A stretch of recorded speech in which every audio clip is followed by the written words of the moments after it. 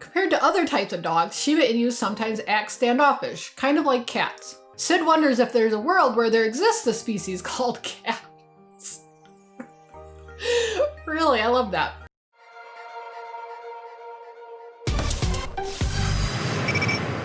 Hello, the internet, Saffron here. Going back into summer with the Shiba Inu.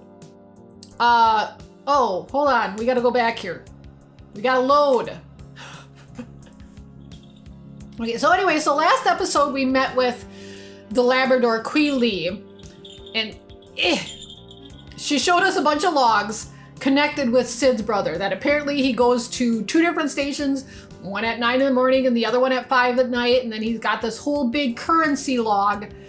You know, so we have clues as to where Sid's brother is, and his name escapes me right now. But yeah, so we're gonna go back into it here. Oh, this must be Sid. Okay.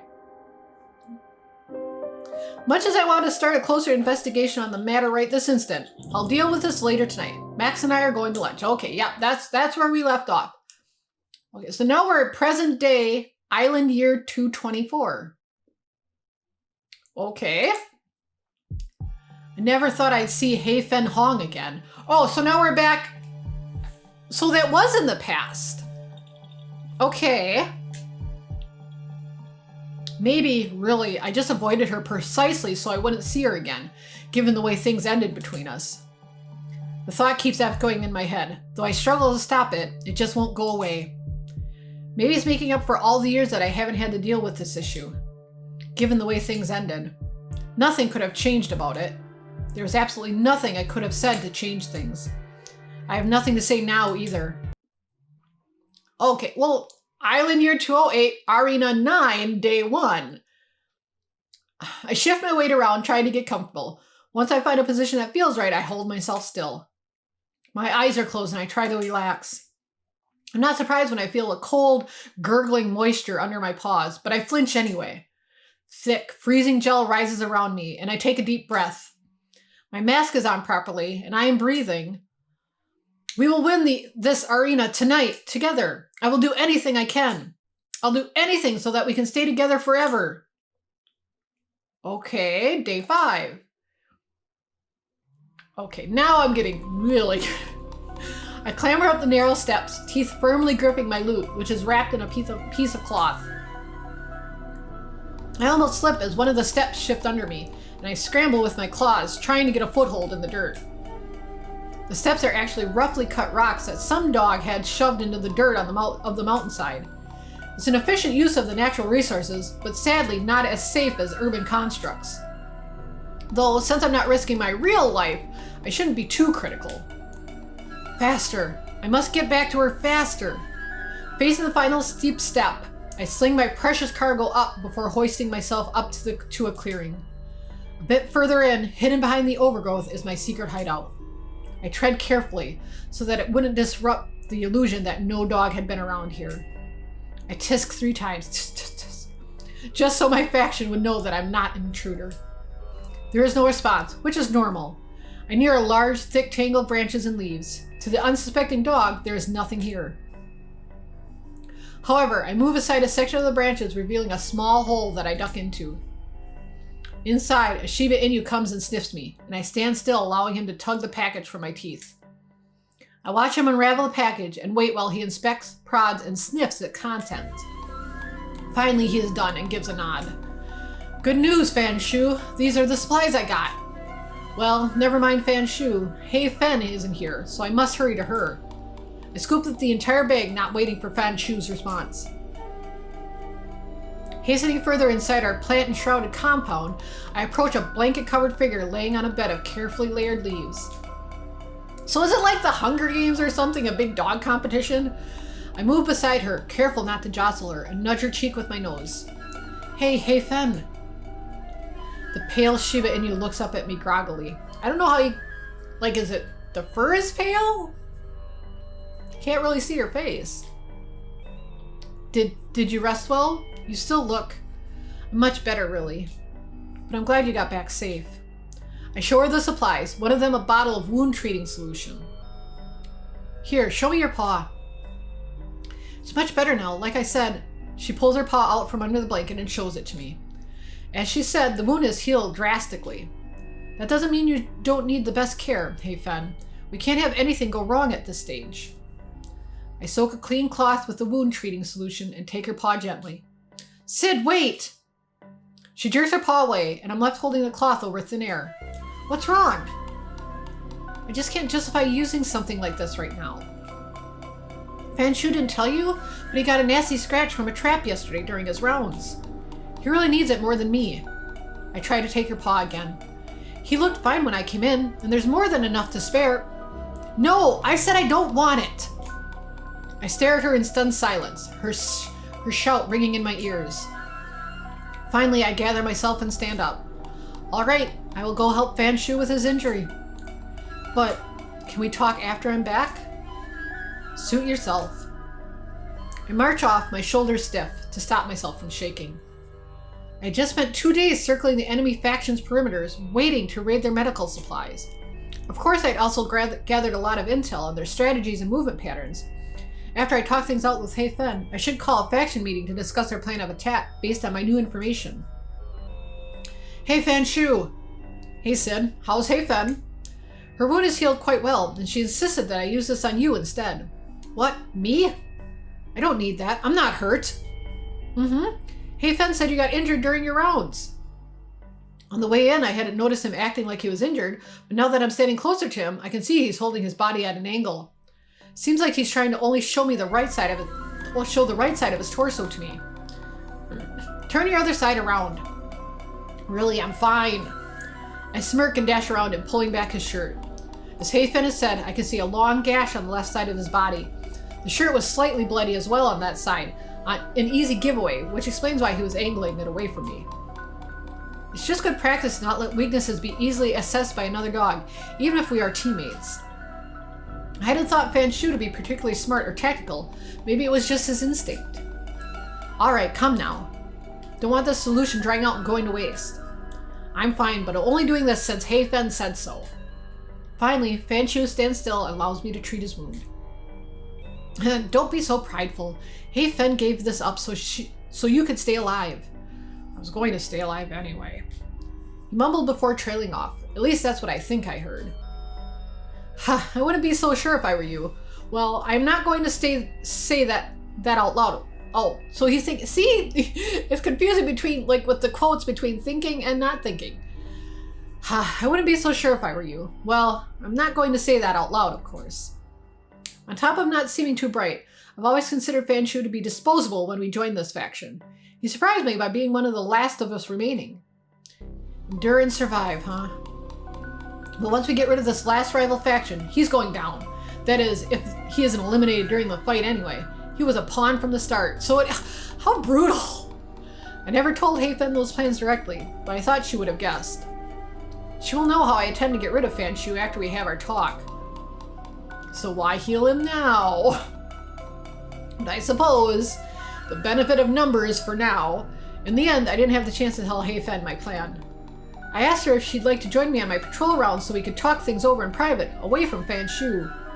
While hei-fei's wound was mostly healed, as she had showed me, she said she didn't feel well enough to be walking outside, which is fair. I still can't believe she didn't even thank me after all the days I spent getting the medical supplies for her. I get it, she wants us all to survive. I knew she wasn't happy with my decision to leave our base for so long on her account. It was a risky move. What if I had gotten caught? It was selfish of me. Gah. No, stop it, Sid. You did the right thing to work towards your goal. No, it's for the promise between hei-fei and me. We promised we'd both progress to higher ARI-na brackets so we can stay together. I climbed down a muddy slope, gripping a thick bramble to steady myself. It's the last leg of my patrol. I'll head back soon. Sometime later. Scrutinizing the forest and foot of the hill like I do on any other patrol round, I spot some movement from the corner of my eye. Exclamations! I quickly flattened myself, trying to get closer to the sound while finding some taller plants for better cover. Thanks to being on higher ground, I now have a good vantage point. Ooh, it's another Shiba. Pretty! Hello? Oh, 2 Shibas. Oh, 3. It looks like only 2. 3 Shiba Inus are making their way up the hill that I had climbed earlier in the day. They approach the exact stone steps that lead towards my faction's base. Oh no, our faction's not in good shape, and if hei-fei doesn't even feel well enough to walk. I eye the intruders from my hiding spot until they are blocked by some trees. I then emerge, keeping my distance so they don't detect me, while frantically trying to keep them in sight. Those 3 are all that they have remaining since I eliminated one when I raided their camp. Zen-nai, Ji-pai, and Mo-shi. Zen-nai is the strongest of the bunch. She's really fast, and earlier in the arena, I saw that she packs a mean bite. I wouldn't wish that upon any dog. Ji-pai is more like me. Less brawn, more wit. I recall seeing him planning a lot while I was near their camp. Also, I heard he plotted the siege on one of the large factions, which eliminated most of them. Mo-shi, he's more of a mystery. He seems pretty quiet and does what he's told. He's probably the disposable Fan Shu of their team. Really? Come to think of it, he looks quite like IU, but without that red tint in his fur. For some reason, I feel that if it weren't for the circumstances, I'd like to know him better before having to eliminate him. See if he's really just a meek follower or a schemer like me. But that's impossible now. I'm taking him down, along with Zen-nai and Ji-pai. I wait for the group to get further away before I tail them once more. They've really forced my paw. Maybe I should have called a meeting with hei-fei and Fan Shu before going on patrol, but I hadn't noticed any signs that the enemy team were planning on the move. We're planning a move. God, what did I miss? I watched them so carefully. No time to think about that now. I need to make sure hei-fei is safe. Hei-fei. I press downhill towards our base, as the other faction is almost there. They wouldn't know exactly where it is, right? Only the approximate location? Right? My heart sinks as they prod around the entrance, quickly finding the hollow covered by the undergrowth. Fish sticks! How did they find it so quickly? No, that's not right. They didn't find it. They must have known. It must have been Olen, a previous member of my faction. She was eliminated while on her patrol nearby.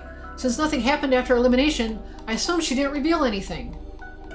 Perhaps they did press Olen for information. It's just that they waited till now to take action. If only I could sneak in to warn hei-fei. Hei-fei! Unfortunately, there is only the one entrance to our base. We made sure of that. It would take too much time for me to dig a tunnel now, given the circumstances. It would make too much noise. Why would they only have one entrance? Like, seriously, you think you'd want an escape route? The only course of action is to head in after them. I peek in, and seeing that the coast is clear, wiggle my way inside.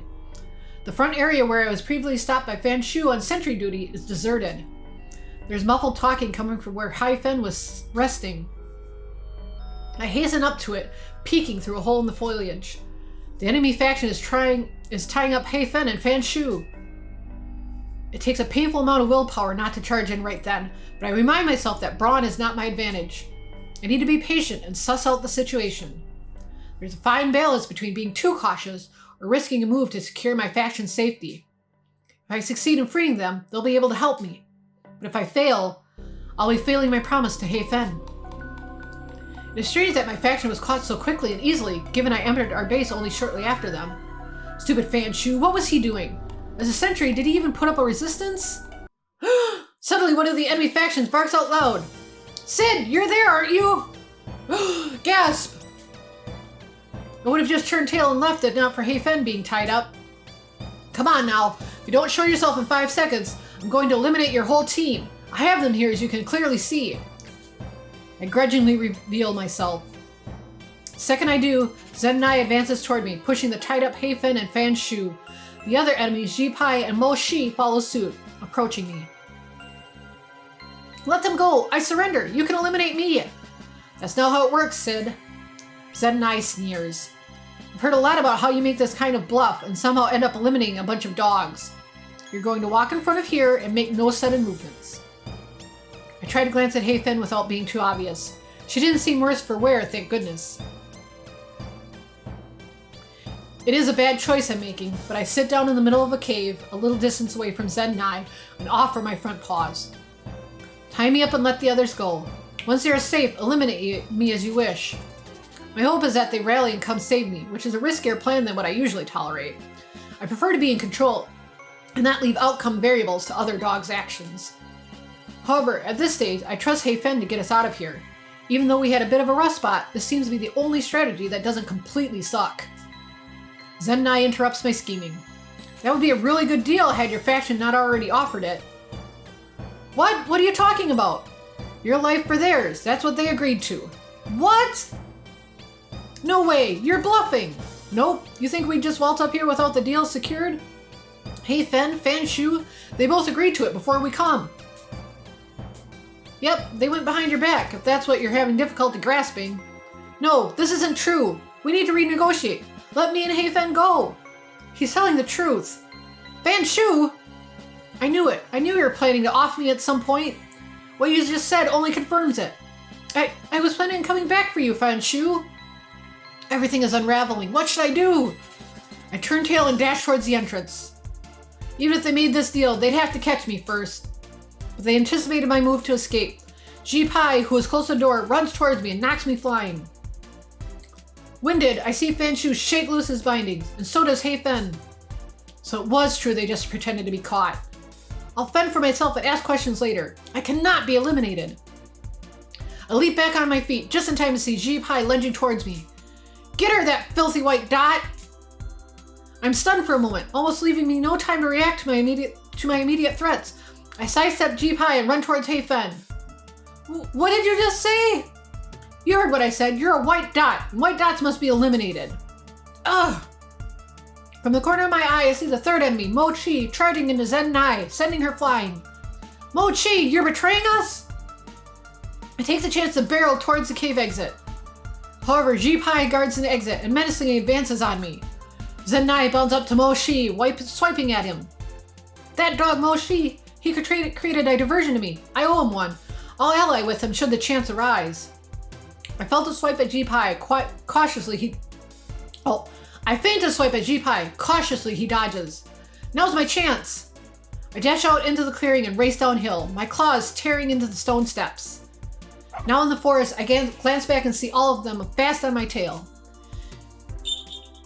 It is Fan Shu that gets me, biting hard on my tail and throwing me onto the ground. I should have gotten rid of him earlier. You were disillusioned all along. It's Hei-fei and me that will proceed to the next ARI-na together. You! A snarl escapes me and I take a huge swipe at him.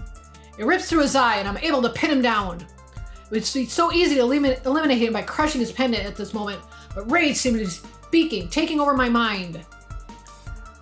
Against all judgment, I swipe again on his fallen form. Crimson splatters all over me. Whatever, it's all a simulated reality anyway. I have no time left to spare and leave him there, continuing my frantic escape outside and down the hill. What? Sometime later, a simulated reality. What is going on? I finally lost them.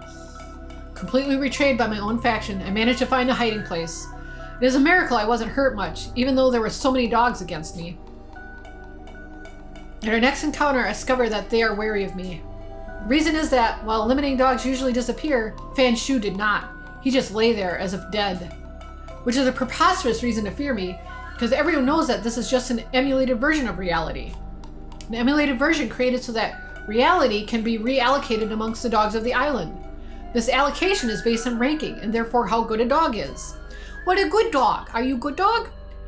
It could be said that the ranking based on these ARI-nas maintains the social order. Oh, so they are AR, augmented reality. I get it. It is in my best interest to ensure that I have the highest ranking possible. I will fight tooth and claw for it, because only then can I gain freedom from my white spot status. I learned that Mo-chi has the same idea.